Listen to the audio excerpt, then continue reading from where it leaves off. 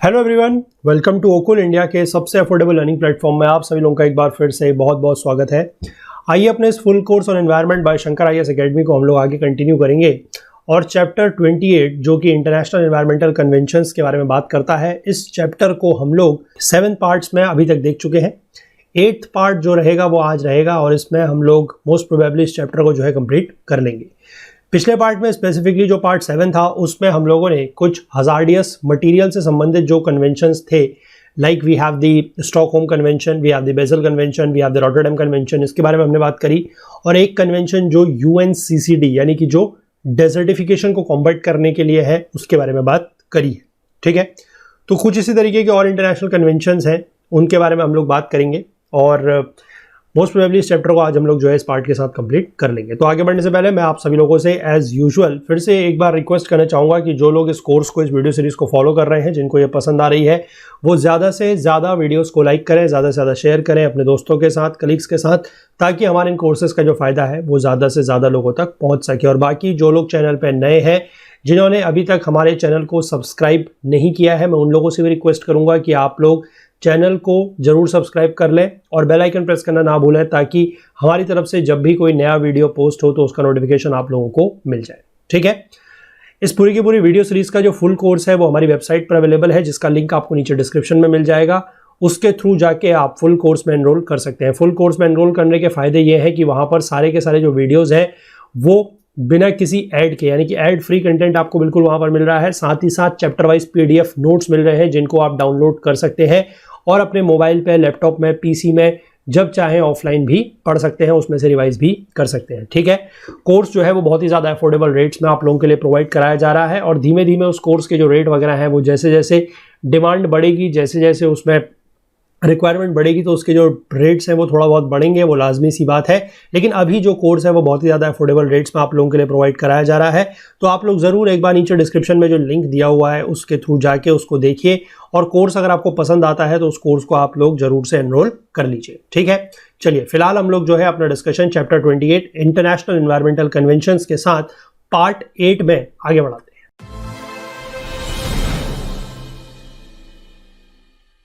देखिए, आज हम जिस से स्टार्ट करने वाले हैं, जिस कन्वेंशन से स्टार्ट करेंगे वो है इंटरनेशनल व्हेलिंग कमीशन। ठीक है, व्हेलिंग कमीशन, ये वर्ड जो है वेल मतलब जो एक्वेटिक एनिमल होता है उससे संबंधित है। ठीक है, इंटरनेशनल व्हेलिंग कमीशन एक ग्लोबल इंटर गवर्नमेंटल बॉडी है जिसका काम क्या है, charged with the conservation of whales, यानी कि व्हेल्स जो होती हैं उनका संरक्षण करना, उनका कंजर्वेशन करना इनका काम है। एंड द मैनेजमेंट ऑफ व्हेलिंग, ठीक है, व्हेलिंग का मैनेजमेंट करना है। इसका हेडक्वार्टर्स कहां पर है, यूनाइटेड किंगडम के कैम्ब्रिज में इसका हेडक्वार्टर है। ठीक है, सेटअप हुआ था under the international convention for the regulation of व्हेलिंग which was signed in Washington DC on 2 दिसंबर 1946। तो काफी पुराना ये कमीशन जो है वो बना हुआ है। इसके प्रेम्बल की अगर हम बात करें तो वो है to provide for the proper conservation of whale stocks. ठीक है, व्हेल स्टॉक्स के प्रॉपर कंजर्वेशन का काम करना है and thus making possible the orderly development of the whaling industry. और व्हेलिंग इंडस्ट्री जो है उसका ऑर्डरली डेवलपमेंट, यानी उसका जो डेवलपमेंट है वो ऑर्डर में हो, उसको पॉसिबल करना भी इसका काम है। इसकी मेन ड्यूटी की अगर हम बात करें तो वो क्या है, to keep under review and revise as necessary the measures laid down in the schedule to the convention which govern the conduct of whaling throughout the world. ठीक है, इसमें क्या करना है कि जो ये कन्वेंशन है, ठीक है, इस कन्वेंशन के अंतर्गत जो कुछ शेड्यूल है, उस शेड्यूल में कुछ मेजर्स मतलब कुछ कदम उठाने को बोला गया होगा। ठीक है ना, वो कदम जो है जो किसके लिए उठाए जाए या मेजर जो है वो किसके लिए लिए जाए, व्हेलिंग। ठीक है, जो गवर्न करते हैं कंडक्ट ऑफ व्हेलिंग। व्हेलिंग का मतलब है बेसिकली व्हेल्स से संबंधित जो भी ट्रेड वगैरह हो रहा है, ठीक है, और वो जो उसको कैच वगैरह करने का काम है, जो व्हेलिंग इंडस्ट्री है उससे संबंधित। ठीक है, तो उन मेजर्स को क्या करना है, रिव्यू करना है कि क्या वो मेजर जो है, जो मेजर्स बनाए गए हैं, क्या उनका प्रॉपरली उन पर काम हो रहा है या नहीं हो रहा है। और समय के साथ साथ जैसे रिक्वायरमेंट बदलती हैं और वो सब चीजें होता है तो उन मेजर्स को रिवाइज भी करना है। तो ये काम इसका है। दूसरा है, these measures among other things provide for the complete protection of certain species। ठीक है, ये मेजर्स क्या करते हैं, कुछ स्पीशीज का पूरी तरीके से प्रोटेक्शन करते हैं। ठीक, designate specified areas as whale sanctuaries, कुछ एरियाज को जो है एज व्हेल सेंचुरीज की तरह डेजिग्नेट करते हैं। Set limit on the numbers and size of whales which may be taken. ठीक है, व्हेल्स के साइज और व्हेल्स के नंबर के ऊपर ये एक लिमिट लगाते हैं कि किस तरीके की व्हेल्स को लिया जा सकता है। ओपन और क्लोज्ड सीजन्स को प्रिस्क्राइब करते हैं, और ऐसे एरियाज जो ओपन एरियाज हैं या क्लोज्ड एरियाज हैं फॉर व्हेलिंग, उनको भी ये प्रिस्क्राइब करते हैं। And prohibit the capture of Suckling calves and female whales accompanied by calves. ठीक है, सकलिंग काव्स मतलब जैसे गाय होती है, गाय का क्या होता है, बछड़ा होता है ना, जो गाय के साथ क्या करता है, जो दूध पीता है। बेसिकली उस तरीके के यंग वंस आप कह सकते हैं जो अपने मदर के ऊपर फॉर द फीड डिपेंडेंट होते हैं, उनको बोला जाता है सकलिंग काव्स। तो इस तरीके के जो सकलिंग काव्स हैं या जो फीमेल्स जो सकलिंग काव्स के साथ हैं, उनके कैप्चर आप नहीं कर सकते। उनका कैप्चर पूरी तरीके से क्या किया गया है, प्रतिबंधित है या प्रोहिबिट है। ठीक है, इसके बाद compilation of catch reports and other statistical and biological records is also required। जो कैच किया जा रहा है उसको लेकर जो रिपोर्ट्स है और बाकी स्टैटिस्टिकल और बायोलॉजिकल रिकॉर्ड्स, उनकी भी जरूरत इसमें है। मतलब ये चीजें भी जो है वो प्रोवाइड कराई जाएंगी। 1986 में कमीशन ने इंट्रोड्यूस किया था zero catch limits for commercial व्हेलिंग। Zero catch limits मतलब कि आप व्हेल्स को कैच नहीं कर सकते, और ये जो प्रोविजन है वो आज भी काम कर रहा है। ठीक है, this provision is still in place today, although the commission continues to set catch limits for aboriginal subsistence whaling। ठीक है, मतलब ये जीरो कैच लिमिट्स जो है ये आज भी काम कर रहा है, लेकिन जो कमीशन है, जो इंटरनेशनल व्हेलिंग कमीशन है, ये कुछ एबॉर्जिनल सबसिस्टेंस व्हेलिंग के लिए कुछ कैच लिमिट्स जो है वो लगा सकता है। एबॉर्जिनल सबसिस्टेंस का मतलब हो गया, एबॉर्जिनल मतलब किसी लोकल प्लेस में जो व्हेल्स पाई जा रही हैं वो। ठीक है, और जिनका यूज किसी ट्रेड वगैरह के लिए या कॉमर्शियल पर्पस के लिए नहीं हो रहा है, सबसिस्टेंस के लिए यूज हो रहा है, उनके लिए कुछ कैच लिमिट्स जो है वो अलग से लगाई जा सकती है। ठीक है, as well as keeping the whale catch limits under review, the commission works to promote the recovery of depleted whale populations by addressing a range of specific issues। ठीक है, यानी कि ये जो कमीशन है इसका एक काम तो ये है कि जो व्हेल कैच लिमिट्स लगाई हैं उसका ये रिव्यू करता रहे कि ये जो कैच लिमिट्स लगाई गई हैं इनका पालन हो रहा है, इनको फॉलो किया जा रहा है या नहीं किया जा रहा है, एक तो वो देखे, और साथ ही साथ जो व्हेल की पॉपुलेशन डिप्लीट हो रही है, कम हो रही है, उसको किस तरीके से रिकवर किया जाए उसको लेकर भी ये काम कर रहा है। ठीक है, इसमें क्या है कि शिप स्ट्राइक्स, मतलब जैसे मान लीजिए समुद्र में कोई जहाज चल रहा है, उससे अगर कोई व्हेल टकराती है तो व्हेल को नुकसान हो सकता है। एंटेंगलमेंट इवेंट्स हो सकते हैं, मतलब कभी कोई जाल वगैरह अगर डाला जाता है उसमें अगर व्हेल फंस जाती है तब भी उसको नुकसान है। कुछ एनवायरमेंटल कंसर्न्स है, ठीक है ना, ये सारी चीजें, और कुछ ऐसे प्रोटोकॉल्स जो व्हेल वॉचिंग के लिए है, उनको स्टैब्लिश करना भी इसका काम है। ठीक है, तो आई होप ये व्हेलिंग कमीशन जो है इसके बारे में आपको जो भी चीज यहाँ पर दी गई है कि किसने स्टार्ट किया है, कब स्टार्ट किया है, ये सब चीजें समझ में आ गई होंगी। ठीक है, चलिए आगे बढ़ेंगे। अगला एक कन्वेंशन है जो बहुत इंपॉर्टेंट है, that is your Vienna convention. Vienna convention 1985 में अडॉप्ट किया गया है और फोर्स आया 1988 में। ठीक है, 85 यानी कि 85 में बना और 88 में ये लागू हुआ है। ये क्या काम करता है, it acts as a framework for the international efforts to protect the ozone layer. ठीक है, ओजोन लेयर जो है हमारी, उसको प्रोटेक्ट करने का काम करता है। However, it does not include legally binding reduction goals for the use of CFCs। ठीक, मतलब ओजोन लेयर की प्रोटेक्शन की तरफ को काम तो करता है, लेकिन इसमें कोई ऐसे लीगली बाइंडिंग रिडक्शन गोल्स नहीं है CFCs के लिए, क्योंकि CFCs आपको पता है chlorofluorocarbons is one of the major source, जिसकी वजह से हमारा क्या हो रहा है, ओजोन लेयर का डिप्लीशन हो रहा है। ये चीजें हम पहले भी इस कोर्स के माध्यम से ही देख चुके हैं, है ना। तो ओजोन लेयर के डिप्लीशन में CFCs का रोल है, लेकिन अब ये जो कन्वेंशन है ये क्या काम कर रहा है, ये ओजोन लेयर को प्रोटेक्ट करने के लिए एक इंटरनेशनल एफर्ट्स तो है, उसके लिए ये फ्रेमवर्क तो बनाता है, लेकिन CFCs के यूज को रिड्यूस करने के लिए कोई भी लीगल बाइंडिंग इसमें रिडक्शन गोल्स नहीं दिए हुए हैं। इस चीज को ध्यान रखेंगे। ठीक है, Vienna Convention for the Protection of Ozone Layer and its Montreal Protocol on Substances that Deplete the Ozone Layer are dedicated to the protection of Earth's ozone layer। ठीक है, तो यहां पर वियना कन्वेंशन जो है ओजोन लेयर की protection के लिए, और मॉन्ट्रियल प्रोटोकॉल जो है उन सब्सटेंसेस के लिए है जो ओजोन लेयर को क्या करते हैं, डिप्लीट करते हैं, जिनको बेसिकली ODS बोला जाता है, ओजोन डिप्लीटिंग सब्सटेंसेस। ठीक है, ये दोनों के दोनों इस तरीके के प्रोटोकॉल्स या कन्वेंशंस हैं जो अर्थ की ओजोन लेयर को प्रोटेक्ट करने के लिए, बचाने के लिए डेडिकेटेड है। इसमें 197 पार्टीज हैं and they are most widely ratified treaties in the UN nations history. ठीक है, one of the most ratified treaty है ये UN की हिस्ट्री में, और 197 पार्टीज इसमें है। ठीक है, इस चीज को ध्यान रखेंगे।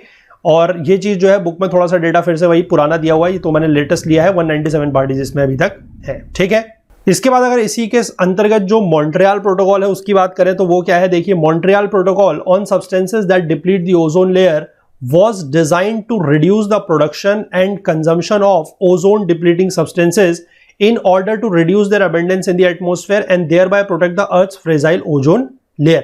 तो मॉन्ट्रियल प्रोटोकॉल किसको लेकर है? अब हमने देखा ऊपर की वियना कन्वेंशन ओजोन लेयर की प्रोटेक्शन की तरफ तो बात करता है, लेकिन वो CFCs यानी कि जो एक तरीके का ओजोन डिप्लीटिंग सब्सटेंस है उसके प्रोडक्शन को या उसमें किसी भी तरीके के रेगुलेशन की बात वो नहीं करता, वो लीगली बाइंडिंग नहीं है। लेकिन मॉन्ट्रियल प्रोटोकॉल जो है ये इस तरीके के जो ओजोन लेयर डिप्लीटिंग सब्सटेंसेस हैं उनके प्रोडक्शन को कम करने, उनके कंजम्पशन को कम करने की तरफ काम करता है, ठीक है। और अगर प्रोडक्शन और कंजम्पशन कम होगा तो ऑब्वियस सी बात है कि इस तरीके के जो ओजोन डिप्लीटिंग सब्सटेंसेस हैं उनका अबंडेंस एटमॉस्फेयर में भी कम हो जाएगा और जिससे जो अर्थ की फ्रेजाइल ओजोन लेयर है उसको हम क्या कर सकते हैं, उसको प्रोटेक्ट कर सकते हैं, उसको बचा सकते हैं। फ्रेजाइल क्यों लिखा है? फ्रेजाइल तो एक चीज होती है नाजुक, है ना। फ्रेजाइल इसलिए है क्योंकि आपको पता है कि ओजोन लेयर एक लेयर है, ठीक है, एक गैस की लेयर है जिस पर इस तरीके के CFCs वगैरह का यूज हो रहा है तो वो उस पर नुकसान हो रहा है, ठीक है। और आपको एक टर्म अगर पता हो जिसको बोला जाता है ओजोन होल, ठीक है। ओजोन होल बेसिकली ये कोई कपड़ा नहीं है, ठीक है, कि जिसमें कोई छेद हो जाए। ओजोन एक लेयर ऑफ गैस है, तो इसमें छेद कैसे हो सकता है, ठीक है। इस चीज का मैंने पहले आप लोगों को आई थिंक इसी कोर्स के माध्यम से चीजें बताई हैं, तो आप मुझे नीचे कमेंट सेक्शन में बताइएगा कि ओजोन होल से आप क्या समझते हैं, ठीक है। आप लोग जरूर बताइएगा क्योंकि मुझे याद है जहां तक मैंने ये चीज डिस्कस की हुई है कि ओजोन एक लेयर ऑफ गैस है, ठीक है। ओजोन कोई बेसिकली कपड़ा नहीं है, कोई चादर नहीं है, कोई रुमाल नहीं है कि जिसमें कोई छेद हो जाएगा, है ना। ओजोन एक लेयर ऑफ गैस है और लेयर ऑफ गैस में किस तरीके से होल हो सकता है ये आपको मुझे बताना है। और ओजोन होल ये टर्म जो है कोई मेरा बनाया हुआ टर्म नहीं है, ये आप आए दिन जो है चीजें न्यूज़पेपर में और कहीं पर भी आपने पढ़ी होगी और देखी होगी। तो आप मुझे बताइएगा कि ओजोन होल से आप बेसिकली क्या समझते हैं, ठीक है। ओजोन होल ये प्लीज आप मुझे नीचे कमेंट सेक्शन में बताइएगा। सही गलत की चिंता मत कीजिएगा, जब आप बताएंगे तभी आप चीजें सीखेंगे, और गलत अगर बताएंगे तो वो बहुत अच्छी बात है। मैं इसलिए कह रहा हूं क्योंकि अगर आप गलतियां करेंगे यहां पर, अगर आप अपनी प्रिपरेशन के दौरान गलतियां करेंगे तो यकीन मानिए कि एग्जामिनेशन हॉल में गलतियां नहीं करेंगे। जो भी व्यक्ति या जो भी एस्पिरेंट प्रिपरेशन के दौरान गलतियां करने से डरता है, यकीन मान के चलिए कि उसके फेल होने की चांसेस उतने ज्यादा है, क्योंकि वो वही गलतियां फिर एग्जाम हॉल में करेगा। क्योंकि यहां पर वो गलतियां क्यों नहीं कर रहा है? क्योंकि वो डरता है, वो अटेम्प्ट करने से डर रहा है। क्योंकि अटेम्प्ट करोगे तो गलतियां होंगी, लेकिन आप अटेम्प्ट करने से डर रहे हो क्योंकि आपको लगता है कि कहीं गलती हो जाएगी, मैंने कमेंट में कुछ लिखा, ठीक है, तो कोई और पढ़ेगा, फिर उसको लगेगा वो मेरी हंसी उड़ाएगा। अरे आप कौन किसको जानता है? अगर आप YouTube पर हैं या आप हमारे प्लेटफॉर्म पर पढ़ रहे हैं, किसी भी प्लेटफॉर्म पर आप पढ़ रहे हैं, किसी भी क्लास में हैं या कुछ भी हैं, तो आप कौन किसको जानते हैं? अगर आपका कोई दोस्त है, आपका साथी है जिसके साथ आप क्लास में गए हैं या पढ़ रहे हैं ऑनलाइन में भी, तो आप सिर्फ एक या दो लोगों को जानते हैं, ठीक है। और वो आपकी हंसी बिल्कुल भी नहीं उड़ाएगा क्योंकि वो जानता है कि गलतियां करने वाला ही जो है वही सीखता है, वही आगे बढ़ता है, ठीक है। तो इसलिए गलतियां करने से कभी भी मत चूकिए, ठीक है। और मेरा यह मानना है कि जितनी ज्यादा गलतियां आप प्रिपरेशन के दौरान करेंगे उतना ज्यादा आपके चांसेस हैं एग्जाम में पास होने की और एग्जाम को क्रैक करने की, ठीक है। तो इसलिए जरूर से कभी भी, सिर्फ इसी सवाल को लेकर नहीं, कभी भी किसी भी सवाल, किसी भी सब्जेक्ट में, कोई भी टॉपिक पे अगर क्वेश्चन आपसे पूछा जा रहा है तो जरूर उसका जवाब दीजिए। और कोई भी चीज अगर नहीं समझ में आ रही है तो वो भी आप जरूर पूछिए, क्योंकि आप हमारे प्लेटफॉर्म पर जुड़े हैं, आप हम पर भरोसा किए हैं, तो ये आपकी जिम्मेदारी बनती है कि आप जो है चीजें यहां से सीख के जाएं, ठीक है। अदरवाइज यूट्यूब पर या इस तरीके की वेबसाइट पर या और तरीके के प्लेटफॉर्म्स लाखों हजारों हैं, ठीक है। और हमसे काफी पुराने हैं और काफी मतलब प्लेटफॉर्म बहुत अच्छे प्लेटफॉर्म भी हैं, ठीक है। मैं किसी का नाम यहां पर नहीं ले रहा हूं, लेकिन अलग अलग तरीके के प्लेटफॉर्म है। आप लोगों ने भी अलग अलग तरीके के प्लेटफॉर्म एक्सपीरियंस किए होंगे, लेकिन हमारा मकसद है कि आपको बेस्ट पॉसिबल तरीके से, ठीक है, अगर आप कोर्स को परचेज भी कर रहे हैं तो द मोस्ट अफोर्डेबल वे में, मोस्ट अफोर्डेबल रेट्स में आप लोगों तक कोर्स पहुंचाया जाए, आप लोगों तक शिक्षा पहुंचाई जाए, क्योंकि शिक्षा पर सभी का अधिकार है और ये सभी लोगों को जो है बहुत ही एक्सेसिबल होनी चाहिए, ठीक है। हमारा ये मकसद है, इसी मकसद के तरफ पे हम काम कर रहे हैं और आगे भी करते रहेंगे। आप लोगों का प्यार, आप लोगों का सहयोग मिलना चाहिए। लेकिन मेरा ये कहना है कि कोई भी प्रॉब्लम अगर कभी भी आती है, सवाल अगर कोई भी पूछा जाता है तो जवाब जरूर दीजिए। जवाब देने से डरिए मत, हिचकिचाइए मत, और अगर कोई भी चीज नहीं समझ में आती है तो वो भी आप जरूर हमसे पूछिए, ठीक है। चलिए आगे बढ़ेंगे, थोड़ा सा बातें हो गई है ना, आगे बढ़ते हैं।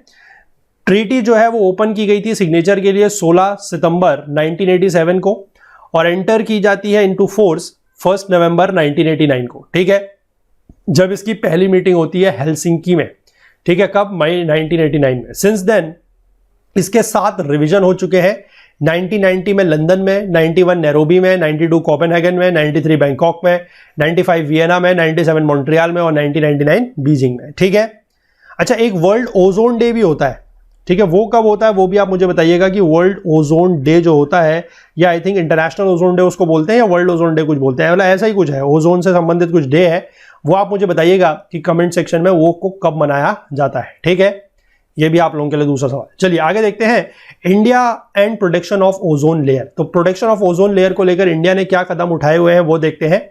इंडिया जो है वियना कन्वेंशन की पार्टी बना है for the protection of ozone layer on 19 जून 1991। ठीक है, 19 जून 1991 को इंडिया जो है वियना कन्वेंशन की पार्टी बना है, और Montreal protocol on substances that deplete the ozone layer की पार्टी इंडिया बना है 1992 में, 17 सितंबर 1992 को। ठीक है, कंसिक्वेंटली इसने जो है कोपेनहेगन, मॉन्ट्रियल और बीजिंग के जो अमेंडमेंट्स हुए हैं उसको 2003 में रेटिफाई किया है। रेटिफाई करने का मतलब होता है कि अपना उस पर सिग्नेचर करना, आप उससे एग्री कर रहे हैं। ठीक है, अब इंडिया देखिए कुछ इस तरीके के सीएफसी जो है वो बनाता है, जैसे कि CFC 11, CFC 12, CFC 113, हेलॉन 1211। ठीक है, अब यहां पर देखिए एक चीज है जो हमारे मतलब साइंस के बैकग्राउंड वाले बच्चों को भी आई थिंक डोंट थिंक ये चीजें पता होंगी, because this is the part of engineering.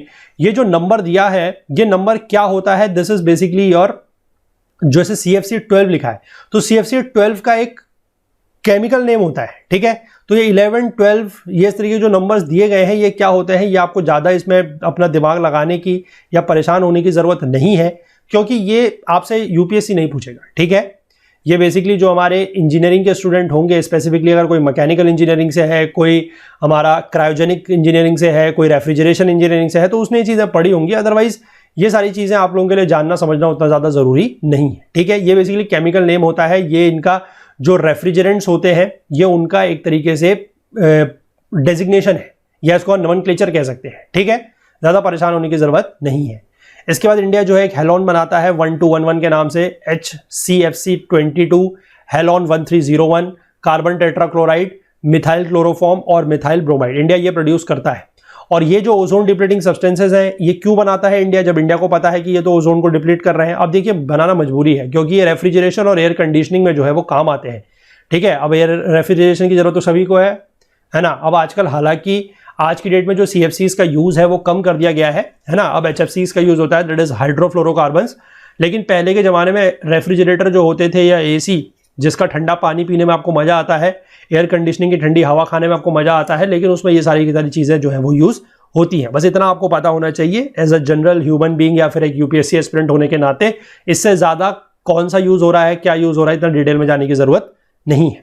ठीक है, फायर फाइटिंग के जो सब्सटेंसेज हैं इलेक्ट्रॉनिक्स में यूज होता है, फोम्स होते हैं उसमें, एरोसॉल फ्यूमिगेशन एप्लीकेशंस, इनमें बेसिकली ये जो इस तरीके के ओजोन डिप्लीटिंग सब्सटेंसेज हैं इनका यूज होता है। ठीक है, A detailed India country program for phase out of ODS was prepared in 1993। ठीक है, कि ODS को फेज आउट किया जाएगा, मतलब इनका जो यूज है वो धीमे धीमे कम किया जाएगा, इस तरीके को लेकर एक डिटेल इंडिया ने एक कंट्री प्रोग्राम बनाया था 1993 में, to ensure the phase out of ODS according to the national industrial development strategy without undue burden to the consumers and the industry, and for accessing the protocols financial mechanism in accordance with the requirements stipulated in the Montreal Protocol। मतलब Montreal Protocol के हिसाब से ये था कि ODSS का use कम करना है, तो इंडिया ने उसको लेकर प्रोग्राम बनाया था। इसी में जो हमारी ministry of environment and forest है उसने एक ओजोन सेल स्टैब्लिश किया है, और एक स्टीयरिंग कमेटी है on the Montreal Protocol to facilitate implementation of the country India country programme for phasing out ODS production by 2010, यानी कि 2010 तक ये था कि ODS का जो प्रोडक्शन है उसको क्या करा जाएगा, धीमे धीमे फेज आउट किया जाएगा। In order to meet the objectives of the protocol, Indian government has granted full exemption from payment of customs and central excise duties on imports of goods designed exclusively for non-ODS technology। ठीक है, तो protocol के objectives को meet करने के लिए, यानी कि पूरा करने के लिए, भारत सरकार ने क्या करा है कि जो भी नॉन ODS टेक्नोलॉजी से बने हुए सामान हैं, ठीक है, उनके ऊपर कस्टम ड्यूटी और सेंट्रल एक्साइज ड्यूटी, ठीक है, एक्साइज ड्यूटी बेसिकली किस पर लगती है, जो सामान एक्सपोर्ट किया जाता है, ठीक है ना, कस्टम ड्यूटी उस पर लगती है जो सामान इंपोर्ट होता है, तो उसको लेकर क्या करा है, कस्टम ड्यूटी और सेंट्रल एक्साइज ड्यूटी से पूरी तरीके से एग्जम्पशन कर दिया है, छूट दे दी है। ठीक, India has also been facilitating implementation of the Montreal Protocol in South East Asia and the Pacific regions. तो इंडिया सिर्फ अपने देश में ही ये मॉन्ट्रियल प्रोटोकॉल को लागू नहीं करवा रहा है, बल्कि और देशों में, जैसे कि जो साउथ और साउथ ईस्ट एशिया यानी कि दक्षिण और दक्षिण पूर्व एशियाई देश हैं, जो पैसिफिक देश हैं यानी कि जो प्रशांत महासागर वाला रीजन है, वहां के जो देश हैं, उनमें भी ये मॉन्ट्रियल प्रोटोकॉल को इंप्लीमेंट कराने, लागू कराने के लिए मदद कर रहा है। ठीक है, इसके बाद एक किगाली एग्रीमेंट आता है, ये भी थोड़ा सा इंपॉर्टेंट है। किगाली एग्रीमेंट क्या है कि जब 28th मीटिंग होती है किसकी, मॉन्ट्रियल प्रोटोकॉल की जो पार्टीज हैं उनकी, on the substances that deplete the ozone layer, जो किगाली में होती है, किगाली इज इन रुवांडा, ठीक है, जिसमें 1987 के मॉन्ट्रियल प्रोटोकॉल को अमेंड किया जाता है टू फेज आउट हाइड्रोफ्लोरोकार्बन्स। अब यहां पर ध्यान रखिएगा CFCs नहीं है, दीज आर HFCs। ठीक, क्लोरोफ्लोरोकार्बन्स जो है they were discontinued under the Montreal protocol when scientist realised they were destroying the ozone layer. तो CFCs का यूज जो है वो तो पहले से ही क्या कर दिया गया है, कम कर दिया गया है। उसके बाद HFCs को इंट्रोड्यूस किया गया 1990s में as an alternative to replace chemicals that had been found to erode the ozone layer but turned out to be catastrophic for global warming. ठीक है, यानी कि HFCs को इंट्रोड्यूस किया गया, किस लिए इंट्रोड्यूस किया गया, एक ऑल्टरनेटिव केमिकल की तरह। ठीक है, यानी कि जो CFCs थे वो तो ज्यादा ओजोन को डिप्लीट कर रहे थे, तो उसको क्या करते हुए, उसको ये करते हुए कि इनको हटाना है तो उसका एक ऑल्टरनेटिव चाहिए, है ना, तो उसके ऑल्टरनेटिव के तौर पर HFCs को इंट्रोड्यूस किया गया। HFCs though they are green house gases like carbon dioxide, methane and nitrous oxide are not dealt with under the Paris agreement but under the Montreal Protocol. तो इनके अंदर इनको ट्रीट किया जाता है, लेकिन HFCs भी जो है वो भी बहुत ज्यादा, मतलब आप कह सकते हैं कि सेफ नहीं है। ठीक है, HFCs का अगर एलिमिनेशन किया जाए, अगर HFCs को यूज नहीं किया जाए तो ग्लोबल वार्मिंग जो है वो 0.5 डिग्री से क्या हो सकती है, कम हो सकती है 2100 तक, यानी कि 2100 यानी कि 2100 तक। ठीक है, according to our 2015 study by the institute for governance and sustainable development. लेकिन अगर हम HFC को रिप्लेस करते हैं कुछ और अल्टरनेटिव से, जैसे कि अमोनिया है, वाटर है, या फिर गैसेस लाइक हाइड्रोफ्लोरोओलेफिन्स, ये जो है डेवलपिंग कंट्रीज जिनमें टेम्परेचर बहुत ज्यादा है, जैसे इंडिया वगैरह में आपको पता है कि रेफ्रिजरेटर की और AC की जो मांग है वो गर्मियों में बहुत ज्यादा बढ़ जाएगी, है ना, बढ़ती है क्योंकि यहाँ का टेम्परेचर बहुत ज्यादा होता है। तो इसलिए इंडिया जैसे डेवलपिंग देश के लिए इतना ऑल्टरनेटिव जो है, इसमें क्या है, इनको ऑल्टरनेटिव्स के तौर पर यूज करना बहुत ज्यादा कॉस्टली हो जाएगा। तो इसलिए इतना ज्यादा ये अभी HFCs का जो फेजिंग आउट है ये उतना ज्यादा सक्सेसफुल नहीं हो पाया है। ठीक है, किगाली एग्रीमेंट जो है HFCs रिडक्शन के लिए ये कंट्रीज के ऊपर बाइंडिंग होगा 2019 से। Under legally binding Kigali agreement 197 countries have agreed to a timeline to reduce the use of HFCs by रफली 85% ऑफ देयर बेसलाइंस बाय 2045। ठीक है, तो अभी नहीं है, धीमे धीमे कम किया जाएगा जैसे जैसे कोई ऑल्टरनेटिव मिलेगा, ऑल्टरनेटिव के लिए कोई बढ़िया टेक्नोलॉजी मिलेगी जिसको हम लोग बेसिकली कॉस्ट एफिशिएंट तरीके से यूज कर पाएंगे, तो धीमे धीमे इन HFCs का भी क्या हो रहा है, फेजिंग आउट हो रही है, और 2045 तक जो है वो किया जाएगा। ठीक है, इसमें कुछ अलग अलग कंट्रीज का ग्रुप बनाया हुआ है, जैसे कि ग्रुप 1 के अंतर्गत डेवलप्ड कंट्रीज हैं जिनको क्या करना है, अपना HFCs का यूज 10% कम करना है बाय 2019। ठीक है, 2019 तक 2011-12, 11-13 के लेवल से कंपेयर करें तो 2019 तक 10% अपने HFCs का यूज को कम करना है, और 2036 तक बात करें तो 85% तक कम करना है। ठीक है, सेकंड ग्रुप में कुछ ऐसी डेवलपिंग कंट्रीज हैं जिसमें चाइना और अफ्रीकन नेशंस हैं जो ट्रांजिशन करेंगे 2024 के आसपास से। ठीक है, इनमें क्या होगा कि 2020-22 के लेवल के कंपैरिजन में 2029 तक इनको 10% कम करना है, और 2045 तक 80% अपना HFCs का यूज कम करना है। तीसरे ग्रुप में कुछ और डेवलपिंग कंट्रीज हैं जिसमें इंडिया भी है, पाकिस्तान भी है, ईरान, इराक, अरब की जो गल्फ स्टेट्स हैं वो भी हैं। ये 2028 से अपना रिडक्शन प्रोसेस स्टार्ट करेंगे, और 2032 तक 2024-26 के लेवल के कंपैरिजन में 2032 तक अपना जो HFCs का यूज है उसको 10%, और 2047 तक अपना जो यूज है HFCs का उसको 85% तक जो है वो कम कर लेंगे। और 2047 तक अगर इंडिया करता है तो आपको पता है कि 2047 इंडिया के लिए एक बहुत ही ऐतिहासिक साल होगा, क्योंकि ये हमारी आज़ादी का 100वां साल भी होगा। तो तब तक अगर इंडिया जो है 85% अगर HFCs को कम करता है और एनवायरनमेंट की प्रोटेक्शन में, स्पेसिफिकली ओजोन लेयर की प्रोटेक्शन में अगर योगदान करता है, तो इससे अच्छी कोई बात नहीं हो सकती है। ठीक है, तो हम लोगों को भी ये चीज़ देखनी चाहिए कि थोड़ा बहुत हम ऑल्टरनेटिव्स की तरफ जाने की कोशिश करें, है ना, और जितना हो सकता है मतलब एनवायरनमेंट को प्रोटेक्ट करने की कोशिश हमें अपने स्तर पर भी करनी चाहिए। चलिए आगे देखते हैं। इसके बाद एक है globally important agricultural heritage systems. अब ये देखिए क्या है, जो FAO है, that is food and agricultural organization, इसने रिकॉग्नाइज करा है कुछ agricultural heritage regions of the world under a programme titled globally important agriculture heritage systems, that is GIAHS। इसका पर्पस है to recognize remarkable land use systems and landscapes which are rich in globally significant biological diversity evolving from the co-adaptation of a community with its environment and its needs and aspirations for sustainable development। मतलब जिसमें community ने क्या करा है, environment के साथ को-अडेप्ट किया है और वहां पर कुछ इस तरीके का लैंड यूज सिस्टम है जो रिमार्केबल है, ठीक है, जो लैंड यूज है, जो लैंडस्केप्स है वो काफी रिमार्केबल है, जो कि ग्लोबल बायोडाइवर्सिटी में, मतलब बायोलॉजिकल डाइवर्सिटी जहां पर बहुत ही ज्यादा है, रिच है, ठीक है, और कम्युनिटी ने एनवायरनमेंट के साथ और अपनी जो नीड्स और एस्पिरेशंस ऑफ सस्टेनेबल डेवलपमेंट है उसके साथ अडेप्शन करके इसको रिमार्केबल बनाया है, ठीक है। हमारे देश में 2 साइट्स ऐसी हैं जिनको रिकॉग्निशन मिला है अंडर दिस प्रोग्राम, ठीक है। कौन कौन सी है? एक है traditional agricultural system that is in Koraput Orissa, और दूसरी है केरला के कुट्टानद में that is below sea level farming system. अब देखिए ये चीज क्या है, कोरापुट के सिस्टम में विमेन ने एक बहुत ही इंपॉर्टेंट की रोल प्ले करा है in the conservation of biodiversity, और जो कुट्टानद सिस्टम है ये कुछ फार्मर्स के द्वारा डेवलप किया गया था ओवर 150 ईयर्स अगो। किस लिए? To ensure their food security by learning to cultivate rice and other crops below sea level. ये लोग बेसिकली सी लेवल से नीचे, मतलब समुद्र की गहराई में नहीं बैठे हैं, समुद्र का जो तल होता है उसका जो लेवल है उससे नीचे ये लोग क्या कर रहे हैं, राइस और अदर क्रॉप्स को कल्टिवेट करना सीख रहे हैं, ठीक है। Kuttanak system is now attracting worldwide attention since one of the effects of global warming is sea level rise। क्योंकि हमें पता है कि अगर ग्लोबल वार्मिंग होगी, टेम्परेचर बढ़ेगा, तो उससे क्या होगा, ग्लेशियर्स वगैरह मेल्ट होंगे और सी लेवल बढ़ेगा, है ना। तो सी लेवल अगर बढ़ेगा तो उसकी वजह से फिर हमें जिस तरीके की टेक्निक्स जो है वो आनी चाहिए या सीखनी पड़ेंगी जिससे हम बिलो सी लेवल के नीचे फार्मिंग कर सके। तो इसी वजह से जो कुट्टानद का सिस्टम है इसको वर्ल्ड वाइड अटेंशन जो है मिल रहा है। It is therefore been an act of vision on the part of Kerala government to have decided to set up the International Research and Training Center for below sea level farming in कुट्टानद। तो इस तरीके का एक international research और training centre below sea level farming के लिए कुट्टानद केरला में बनाया जा रहा है केरला गवर्नमेंट के द्वारा, ठीक है। चलिए इसके बाद एक लास्ट कन्वेंशन और है इस पूरे के पूरे चैप्टर की, उसको हम यहां पर देख लेते हैं और इसके साथ ये चैप्टर जो है हमारा कंप्लीट हो जाएगा, ठीक है। ये भी काफी फेमस कन्वेंशन है, दैट इज मिनामाता कन्वेंशन।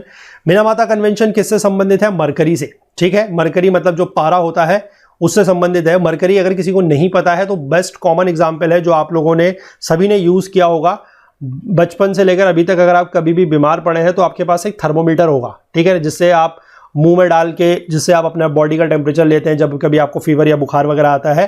तो उसमें जो एक सब्सटेंस होता है, ठीक है, जो चमकता हुआ सब्सटेंस होता है जिससे बेसिकली जो आगे पीछे मूव करता है, जिससे टेम्परेचर का लेवल पता लगता है, that is known as mercury, ठीक है। ये बहुत ही लेमैन लैंग्वेज में समझा रहा हूं जिसको नहीं पता कि मरकरी क्या होता है, ठीक है। अदरवाइज जिसको पता है उसके लिए तो बहुत अच्छी बात है।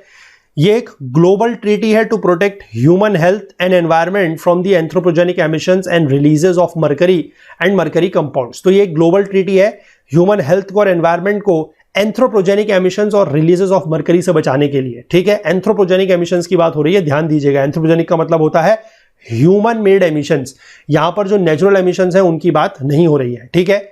2013 में कुमामोतो इन जापान में इसको अडॉप्ट किया गया है और ये transboundary movement of mercury को भी कंट्रोल करता है। यानी कि एक देश से दूसरे देश में अगर मरकरी का मूवमेंट हो रहा है, मरकरी का अगर ट्रांसपोर्ट वगैरह हो रहा है तो उसको भी कंट्रोल करता है, नियंत्रित करता है। लेकिन वही इंपॉर्टेंट बात कि does not include natural emissions of mercury. अगर एमिशन ऑफ मरकरी नेचुरल तरीके से हो रहा है तो उसको ये कंट्रोल नहीं करता। ये सिर्फ और सिर्फ एंथ्रोपोजेनिक एमिशंस या ह्यूमन मेड एमिशंस जो है उसी को कंट्रोल करता है, ठीक।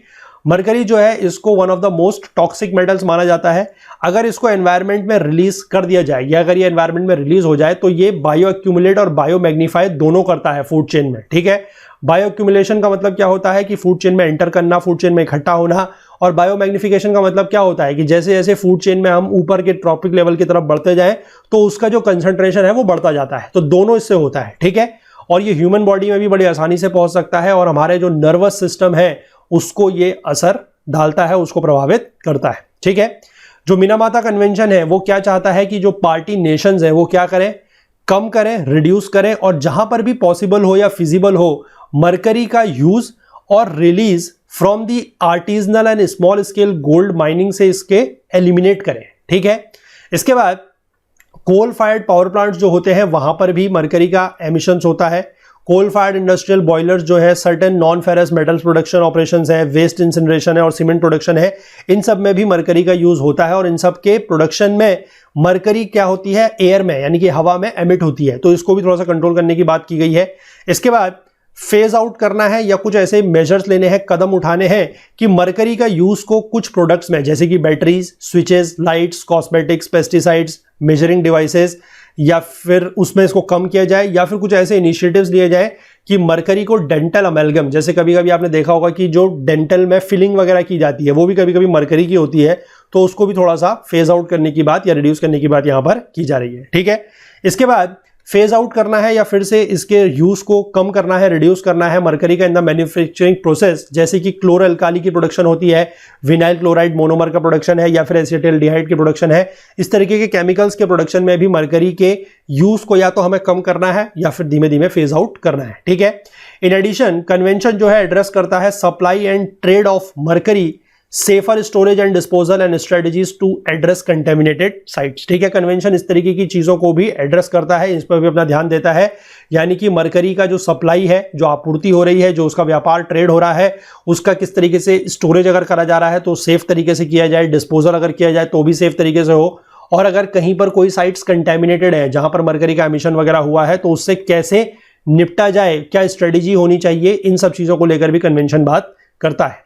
ठीक है, convention includes provisions for technical assistance, information exchange, public awareness and research and monitoring. इस चीजों के लिए जो कन्वेंशन है वो प्रोविजंस या प्रावधान आपको देता है कि कोई टेक्निकल असिस्टेंस आपको चाहिए, इंफॉर्मेशन एक्सचेंज, पब्लिक अवेयरनेस, लोगों के बीच में जागरूकता फैलाना है, रिसर्च या मॉनिटरिंग को लेकर भी प्रोविजंस जो है वो कन्वेंशन में दिए गए हैं, इंक्लूडेड है। ठीक है, इट ऑल्सो रिक्वायर्स कि parties to report on measures taken to implement certain provisions, और उसमें यह चीज भी है कि पार्टीज ने क्या कदम उठाए हैं प्रोविजंस को इंप्लीमेंट करने के लिए, लागू करने के लिए। जो पार्टीज हैं उन्होंने क्या क्या कदम उठाए हैं, क्या क्या मेजर्स लिए हैं, वो भी जो है कन्वेंशन को बताया जाना चाहिए। Convention will be periodically evaluated to assess its effectiveness in meeting its objective of protecting human health and the environment from mercury pollution. ठीक है, और कन्वेंशन जो है वो समय समय पर इवेल्युएट करेगा कि जो भी ऑब्जेक्टिव है कि ह्यूमन हेल्थ को और एनवायरनमेंट को मरकरी के पोल्यूशन से बचाना है, तो उस ऑब्जेक्टिव को कितने हद तक पूरा किया जा रहा है और उसको ऑब्जेक्टिव्स को मीट करने में इफेक्टिवनेस कितनी है, इस चीज को लेकर कन्वेंशन जो है वो पीरियडिकली इवैल्यूएट किया जाएगा। ठीक है, मिनामाता कन्वेंशन जो है वो इन फोर्स हुआ है अगस्त 2017 में। इसकी जो पहली सीओपी हुई है, दैट इज COP 1, वो हुई है सितंबर 2017 में at the international conference centre in Geneva in Switzerland. COP 2 जो हुई है वो भी यहीं पे हुई है जिनेवा स्विट्जरलैंड में नवंबर 2019 में। और जो इसकी COP 4 होगी, ठीक है, COP 4 जो होगी वो बाली इंडोनेशिया में होगी नवंबर 2021 में, यानी कि इसी साल इंडोनेशिया के बाली में COP 4 इसकी होने जा रही है। ठीक है, तो आई होप कि चीज़ें जो है वो बिल्कुल क्रिस्टल क्लियर आप लोगों के माइंड में होंगी। कहीं कहीं पर चीज़ें आपको ऐसी लग सकती हैं कि जहां पर हमने सिर्फ रीडिंग करी है, आपको बहुत ज़्यादा चीज़ें नहीं समझाई हैं, लेकिन उसके पीछे भी क्या रीज़न है वो मैं आपको पहले बता चुका हूँ। ठीक है, कि जो भी चीज़ें इंपॉर्टेंट है, जिस भी हद तक इंपॉर्टेंट है ना, जिस भी लेवल तक इंपॉर्टेंट है वो आप सब लोगों के लिए कवर की गई है। अगर फिर भी आपको कोई पॉइंट ऐसा लगता है जो नहीं समझ में आया है या हमने एक्सप्लेन करने में मतलब बहुत ज़्यादा एक्सप्लेन आप लोगों को नहीं करा है और फिर भी आपके नहीं समझ में आया है और आपको लग रहा है कि इंपॉर्टेंट है, तो आप या तो हम पर भरोसा रखिए कि अगर वो इंपॉर्टेंट होता तो हम उसको जरूर कवर करते, और फिर भी अगर आपको कोई पॉइंट नहीं समझ में आया है, मे भी हो सकता है कुछ चीज़ नहीं समझ में आई हो, तो उसको आप लोग जरूर कमेंट सेक्शन के थ्रू हमसे पूछिएगा। लेकिन जो भी सवाल वगैरह हम पूछते हैं उसका जवाब आप हमें जरूर दीजिएगा। ठीक है, तो इसी के साथ ये चैप्टर जो है हमारा कंप्लीट होता है। अब इस कोर्स में सिर्फ और सिर्फ एक चैप्टर जो है, दैट इज लास्ट चैप्टर, वो आई थिंक कुछ एनवायरमेंटल संबंधित डिजीजेस को लेकर है ना, तो वो चैप्टर जो है हम लोग बहुत जल्द कवर कर लेंगे। बहुत बड़ा चैप्टर भी नहीं है, 2-3 पार्ट में वो चैप्टर कंप्लीट हो जाएगा, और उस चैप्टर को कंप्लीट होने के साथ ही ये बुक, ये कोर्स जो है आप लोगों के लिए कंप्लीट हो जाएगा। ठीक है, तो इस लेक्चर को इतना ही रखेंगे, चैप्टर कंप्लीट भी हो चुका है। अगले लेक्चर से हम लोग नया चैप्टर और the last chapter of this course of this book, that is chapter number 29, उसको स्टार्ट करेंगे। ठीक है, चलिए, तो कंटेंट रिलेटेड अगर आपको कोई भी डाउट होता है तो आप हमारे टेलीग्राम का जो ग्रुप है, दैट इज ओकुल GS UPSC डिस्कशन फोरम, इसको ज्वाइन कर सकते हैं। इसका लिंक आपको नीचे डिस्क्रिप्शन में मिल जाएगा, या फिर आप इसको टेलीग्राम में सर्च करके भी ज्वाइन कर सकते हैं और अपने जो भी डाउट्स, जो भी क्वेरीज हैं वो आप हमसे यहाँ पर पूछ सकते हैं। फुल कोर्स जो है वो हमारी वेबसाइट पर अवेलेबल है, जिसका लिंक आपको नीचे डिस्क्रिप्शन में मिल जाएगा और उसके थ्रू जाके आप कोर्स में एनरोल कर सकते हैं। बहुत ही ज़्यादा अफोर्डेबल रेट्स में वो कोर्स आप लोगों के लिए प्रोवाइड किया जा रहा है। कोर्स को एक्सेस करने में या कोर्स को परचेस करने में अगर आपको कोई भी टेक्निकल क्वेरी आती है तो आप हमसे व्हाट्सएप के थ्रू इस नंबर पर या फिर हमारी ओकुल हेल्प डेस्क की जो ईमेल आईडी है दैट इज support@okul.co उस पर भी हमसे बात कर सकते हैं। बाकी हमसे ज़्यादा जुड़ने के लिए, अपनी कोई भी बात हम तक पहुंचाने के लिए आप सोशल मीडिया प्लेटफॉर्म्स जैसे कि फेसबुक, इंस्टाग्राम, लिंक्डइन, ट्विटर, इन सब प्लेटफॉर्म्स का भी यूज़ कर सकते हैं। तो चलिए मिलेंगे अगले लेक्चर में, नया चैप्टर स्टार्ट करेंगे। तब तक के लिए अपना बहुत बहुत ध्यान रखिएगा। Please do take care of yourself. Thank you. Have a nice day. Bye bye.